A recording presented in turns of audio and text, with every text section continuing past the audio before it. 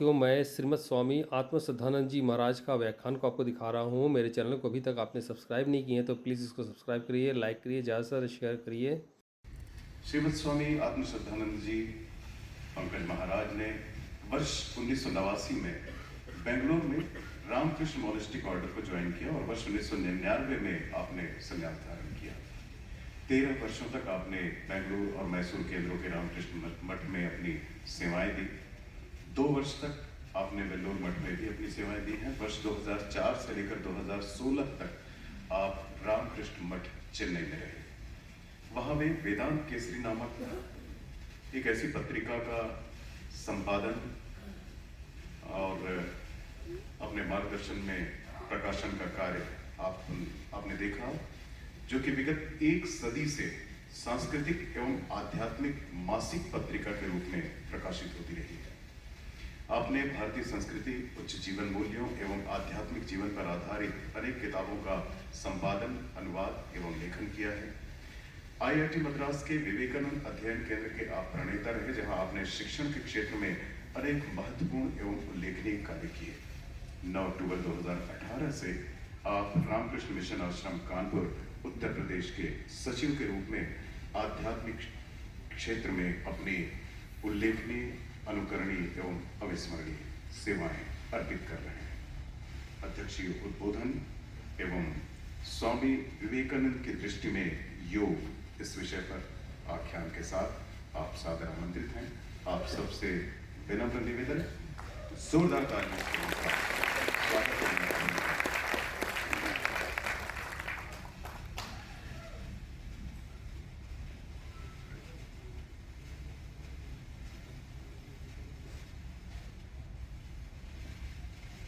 ओम जननीं शारदां देवीं रामकृष्णं जगद्गुरुं पादपद्मे तयोः श्रित्वा प्रणमामि मुहुर्मुहुः।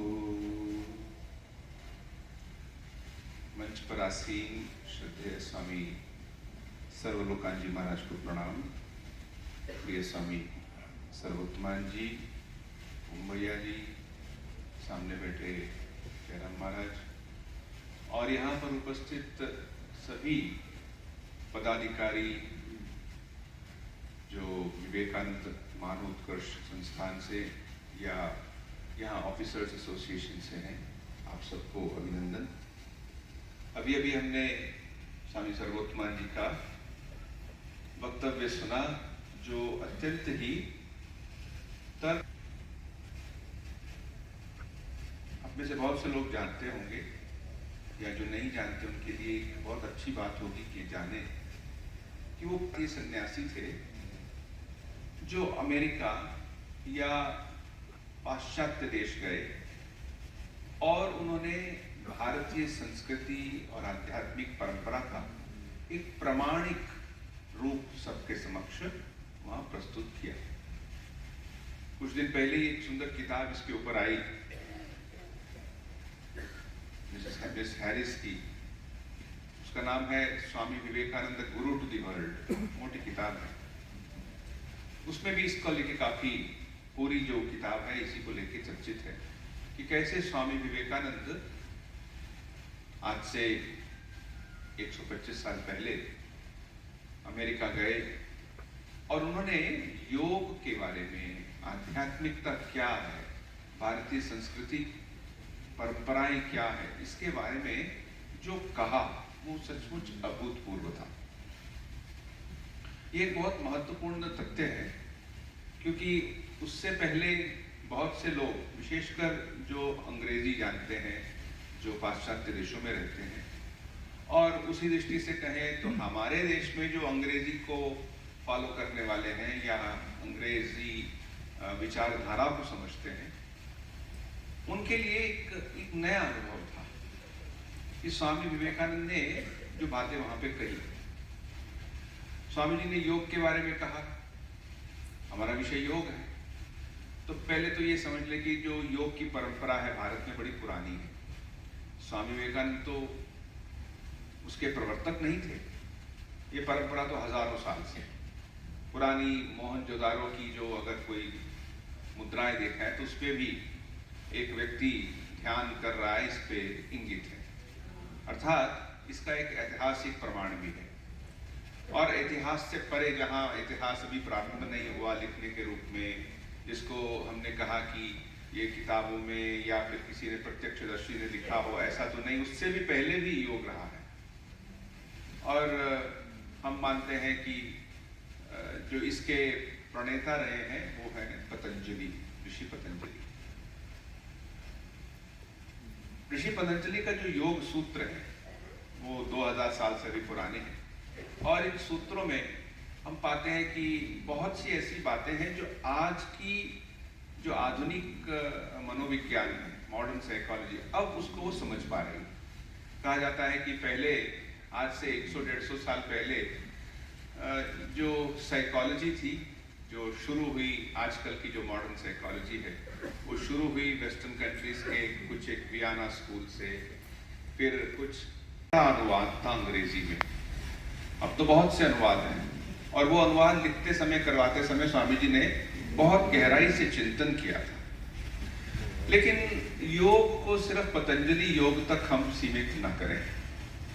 यद्यपि पतंजलि हमारे श्रद्धेय हैं, हमारे पूर्वज हैं, और हमें अत्यंत ही श्रद्धा और बड़े आदर से उन्हें देखते हैं, लेकिन वहीं तक हम समाप्त न करें। क्योंकि उन्होंने जो योग कहा है उसका अगर विस्तारित रूप देखें तो योग का अर्थ होता है भगवान के साथ जुड़ना। योग शब्द हिंदी में भी यूज करते हैं इसको, कि दो वस्तुओं को जोड़ना, योग करना।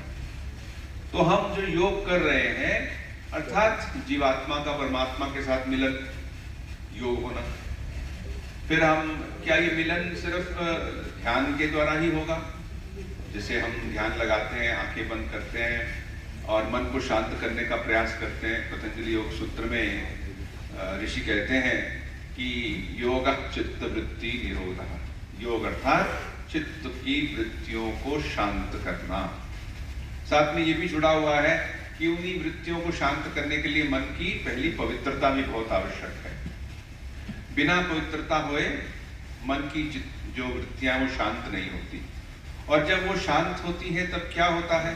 मान लीजिए कोई बड़ा ही सौभाग्यवान व्यक्ति है, इसकी सारी मन की प्रवृत्तियां शांत हो गई, तो उसे क्या मिलता है?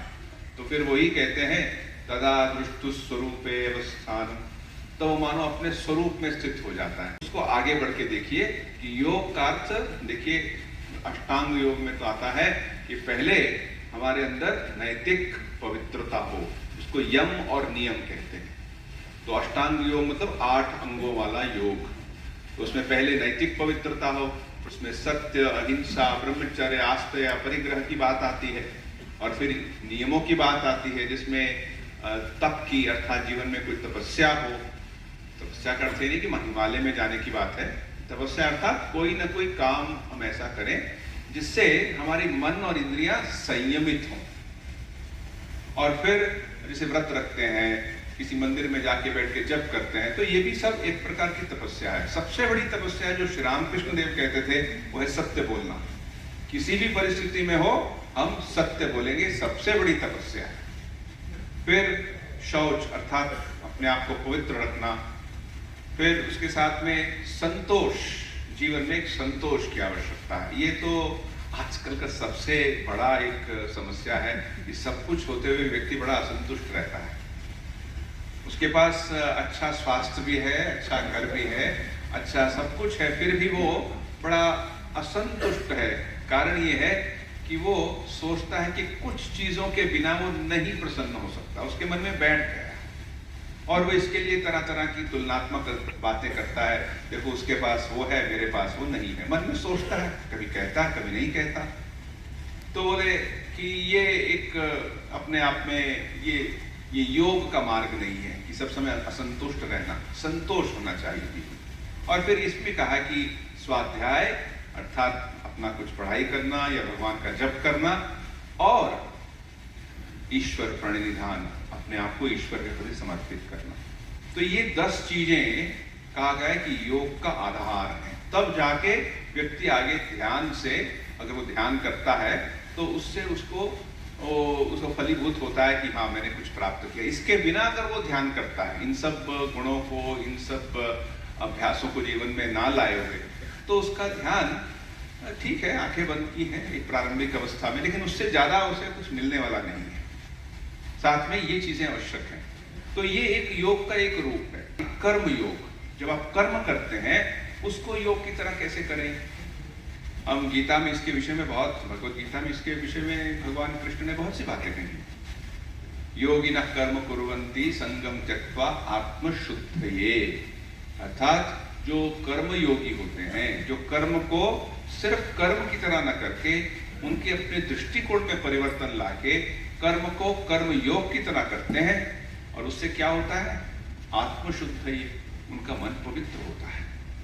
और स्वामी विवेकानंद का एक बड़ा अवदान इस विषय में ये है, उन्होंने कहा कि कर्मयोग, बहुत से जो पारंपरिक जो बातें हैं उसमें कहते हैं कि कर्मयोग तो मानो एक प्रारंभिक अवस्था है, लेकिन स्वामी विवेकानंद का अवदान है, वो कहते नहीं, प्रारंभिक नहीं, अगर आपने कर्म ठीक ढंग से किया है, आपने सेवा की है एकदम निस्वार्थ भाव से, तो जो चरम लक्ष्य है योग का वो भी आपको प्राप्त होता है।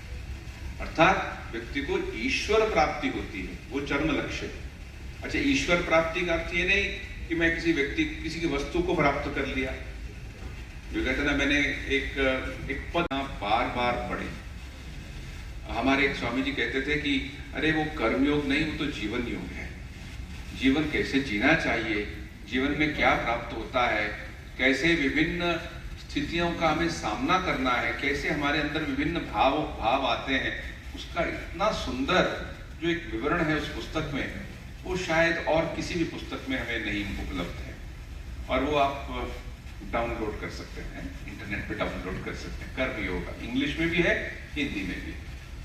तो उसमें स्वामी विवेकानंद ने कर्मयोग के विषय में कहा है कि कर्म करते करते व्यक्ति अगर ठीक ढंग से कर्म करता है, अब ठीक ढंग से एक तो होता है कि एफिशिएंटली काम करता है, वो भी इंपॉर्टेंट है, लेकिन ये बाहर की एफिशिएंसी, प्रोडक्टिविटी है, बाहर की चीजों को अच्छी ढंग से करना, उसमें एक प्रकार की उत्कृष्टता लाना, लेकिन एक आंतरिक उत्कृष्टता है, इनर एक्सीलेंस। वो क्या है? तो इनर एक्सीलेंस अर्थात जिसमें व्यक्ति किसी चीज से प्रभावित नहीं होता, जुड़ता नहीं, अर्थात वो अनासक्त रूप से रहता है, ना तो वो बहुत किसी प्रकार के सुख, ना किसी प्रकार के दुख से ही प्रभावित होता है, वो शांत रहता है। जैसे भगवान राम का उदाहरण देते हैं कि उन्हें जब ये घोषणा की गई कि वो कल उनका राज्याभिषेक होगा, तो वो प्रसन्न रहे, चुपचाप रहे, उनमें उनके मुख पे वो स्मित मुखी थे, बस थोड़ी सी मुस्कुराहट थी। तुलसीदास जी का प्रसिद्ध जो श्लोक है इस विषय में, जो रामचरितमानस में आता है, वो उसमें उल्लेखनीय है, प्रसन्नताम न गताभिषेक तथा न मलो वनवास दुःखता। और फिर अगले दिन बोला नहीं नहीं, अभिषेक नहीं, आपको वनवास जाना है, तो भी वो स्मित मुखी रहते। अब इसका अर्थ क्या है? जीवन की कुछ ऐसी स्थितियां जो बड़ी ही कटु हो सकती हैं या हमको बहुत प्रसन्न कर सकती हैं, उसमें भी वो आंतरिक एक जो बैलेंस है, आंतरिक अंदर की जो शांति हो, वो उसको बना के रखना है। जो वहाँ की गतिविधियां हैं, उसमें कर्म का बहुत स्थान है। कर्म अर्थात सेवा का, तो एक प्रकार का वो सेवा योग है। सेवा को ऐसे कर्म को जो कर रहे हैं उसको सेवा के रूप में कर रहे हैं, सेवा योग। तो स्वामी जी ने इसको बहुत ध्यान दिया। अच्छा, और दो प्रकार से उन्होंने योग के बारे में बात कही। उन्होंने कहा कि हम जब बैठ के चिंतन करते हैं कि मैं कौन हूँ, क्या मैं शरीर हूँ, मैं शरीर की क्या विभिन्न अवस्थाएं, मैं कभी छोटा बालक था, मैं युवा हुआ, मैं वृद्ध हुआ, फिर बहुत एक दिन मुझे मालूम है, ये तो एक नेचुरल ट्रूथ है कि मुझे एक दिन मर जाना है, तो मैं इसको सबको देखने वाला हूँ कौन? अर्थात मैं जीवन की सब अवस्थाओं को देखने वाला कौन हूँ? क्या मैं शरीर हूँ, क्या मैं मन हूँ, क्या मैं अहंकार हूँ? इसके ऊपर में जो गहराई से व्यक्ति चिंतन करता है, तो वह कहते हैं व्यक्ति अपने अंदर स्थित उस साक्षी को अनुभव करता है। अगर उस आत्म स्वरूप को पहचान लेता है और सभी प्रकार के जो उसकी जीवन की के लिए बहुत ही सहज है। सहज इसलिए है क्योंकि हम में से ज्यादातर लोग भावुक होते हैं, हमारे जीवन में भावना का स्थान होता है, और वो है भक्ति योग। अर्थात अपनी भावनाओं को भगवान के साथ जोड़ देना। अपनी भक्ति का अर्थ सिर्फ बाहरी कुछ चीजें करना नहीं है। हाँ, उससे हम प्रारंभ कर सकते हैं। कोई व्यक्ति मंदिर जाता है, घंटी बजाता है। आज सुबह जब मैं आ रहा था तो रास्ते में श्री राम मंदिर देखा, तो वहां जाके प्रणाम किया। वहाँ आरती चल रही थी, लोग बड़े ध्यान से प्यार से वहाँ खड़े हुए थे, बड़ा सुंदर लगता है। तो भक्ति अपने आप में एक पहले बाहर से शुरू होती है, लेकिन भक्ति के साथ साथ एक आंतरिक प्यार भगवान के साथ होना चाहिए। सिर्फ हमने प्रसाद ले लिया और मंदिर गए, तीर्थ स्थान पे गए, ये भक्ति का बाहरी स्वरूप है, और इसकी भी अपनी एक महत्ता है। लेकिन इससे भी ज्यादा जो महत्ता है वो है कि हम भगवान को ठीक ठीक प्रेम करते हैं। अगर हम भगवान को ठीक प्रेम करते हैं, उस ईश्वर को, अच्छा वो ईश्वर क्या साकार है निराकार है? बोले वो निराकार भी है और साकार भी है। ये बात बड़ी ऐसी है जो बहुत से लोगों के लिए नहीं हो सकती है, लेकिन हमारी सनातन परंपरा में तो है ही। और श्री रामकृष्ण देव ने इसके ऊपर में बहुत बल दिया है। उन्होंने कहा कि देखो भगवान साकार भी है, निराकार है। जैसे पानी है, पानी का कोई रूप होता है क्या? कोई आकार होता है क्या? अब पानी को जिस तरह के डब्बे में, जिस प्रकार के पात्र में डाल देंगे, उसी पात्र का वो रूप धर लेता है। अगर मान लो बाल्टी में ले आए तो बाल्टी का रूप धारण कर लिया, अभी किसी कप में डाल दिया तो कप का रूप धारण कर लिया। वैसे ही ईश्वर निराकार होते भी साकार हैं, तो किसी भी रूप में आ सकते हैं। तो कोई रूप लेके झगड़ा करने की आवश्यकता नहीं है। कुछ लोगों में मन में ये रहता है कि मेरा भगवान तुम्हारे भगवान से बेहतर है।